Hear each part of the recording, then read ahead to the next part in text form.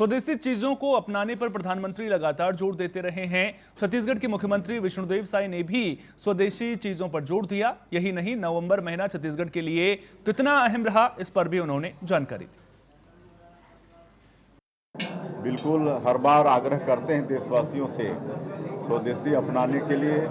अपने जीवन में जितना अधिक से अधिक हो स्वदेशी वस्तुओं का उपयोग करना चाहिए और व्यापारी बंधुगण से भी आह्वान करते हैं कि वो भी ज़्यादा से ज़्यादा अपनी दुकानों में स्वदेशी वस्तुओं को बेचें। छत्तीसगढ़ के लिए वैसे तो नवंबर महीना बहुत ही अच्छा रहा, कहे कि स्थापना दिवस भी हम लोग भव्यता के साथ मनाए, जिसमें भी हमारे देश के यशस्वी प्रधानमंत्री हम लोग के बीच में थे।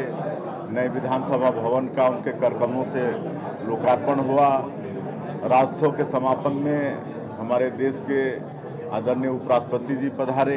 जनजातीय गौरव दिवस में देश की राष्ट्रपति श्रीमती द्रौपदी मुर्मू जी आई और अभी ये 3 दिन का डीजीपी कॉन्फ्रेंस हमारे छत्तीसगढ़ में हो रहा है, जिसमें माननीय प्रधानमंत्री जी, माननीय गृह मंत्री जी और हमारे केंद्रीय गृह राज्य मंत्री और पूरे देश भर के डीजीपी और केंद्रीय सुरक्षा बल के जो हेड हैं, सब 3 दिनों तक देश में कानून व्यवस्था की चर्चा कर रहे हैं। सुकमा में पूर्व जिला अध्यक्ष कांग्रेस महेश्वरी बघेल ने प्रेस कॉन्फ्रेंस कर छत्तीसगढ़ सरकार की जमीन की गाइडलाइन दरों में 10 से 100% बढ़ोतरी का कड़ा विरोध जताया है। उनका कहना है कि इस फैसले से आम आदमी, किसान और रियल एस्टेट सेक्टर पर गंभीर नकारात्मक प्रभाव पड़ेगा।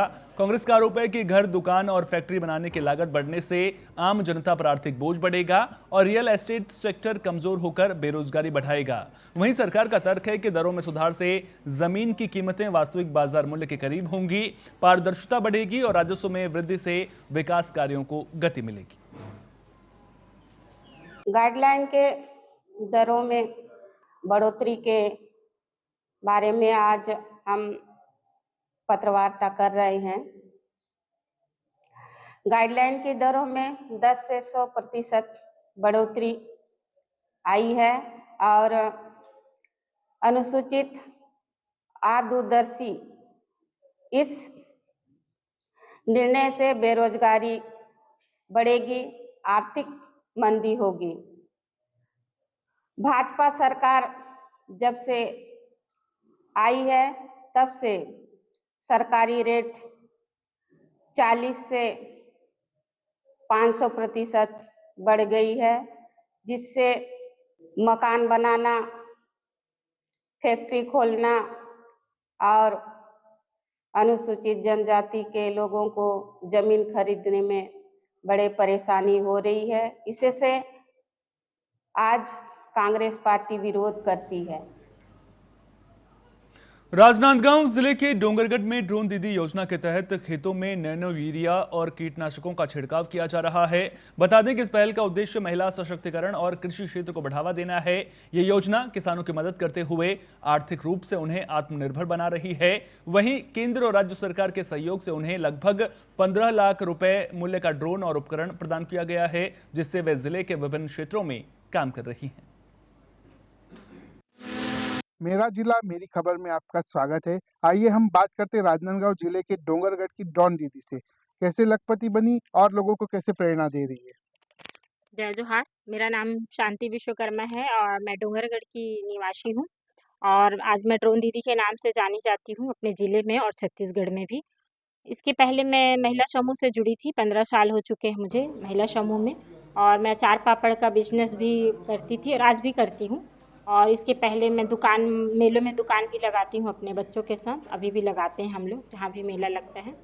और इसी के दौरान फिर जनपद से महिला समूह बिहार योजना से फ़ोन आया हम लोगों को समूह में कि ड्रोन पायलट की ट्रेनिंग दी जा रही है ग्वालियर में, तो कौन जाना चाहता है। तो फिर हम सभी महिलाओं ने सलाह मशवरा किया, तो फिर कोई जाने को तो तैयार हुआ नहीं, तो फिर सब लोगों ने मुझे ही बोला कि आप चले जाइए। तो मैं अपने घर में पूछा तो मेरे घर वाले ने मुझे सलाह दी कि ठीक है आप चले जाइए। तो मैं ग्वालियर में 15 दिवसीय ट्रेनिंग लेकर आई हूँ। कोरबा जिले के मानिकपुर चौकी क्षेत्र स्थित शारदा विहार के वैभव अपार्टमेंट में देर रात बड़ी घटना सामने आई है, जहां अज्ञात असामाजिक तत्वों ने अपार्टमेंट परिसर में घुसकर लगभग 15 से 20 कारों के शीशे तोड़ दिए। बता दें कि तोड़फोड़ की पूरी घटना सीसीटीवी कैमरों में कैद हुई है। स्थानीय लोगों का कहना है कि घटना से ऐसा लगता है कि अपराधियों में पुलिस का खौफ नहीं है। फिलहाल पुलिस आरोपियों की पहचान के लिए सीसीटीवी फुटेज खंगाल रही है। रात में लगभग 1:30-2 बजे के बीच में नीचे से बहुत सारा आवाज़ आया। हम लोग लगभग आधे घंटे में उतरे, देखे बहुत सारे कांच का शीशा टूटा हुआ था, कोई चिल्ला रहा था। तो सब नीचे उतरते उतरते और पीछे वाले गेट को ऊपर से तोड़ के निकल गया बाहर। क्या रखा हुआ था हाथ में? वो रात दी। क्या बोल रहा था खुद को? अरे चीना पांडे कुछ बोल रहा था, उसको मैं खोज रहा हूँ, क्या कर रहा हूँ। और हम लोग समझ नहीं पाए वो कर क्या रहा है।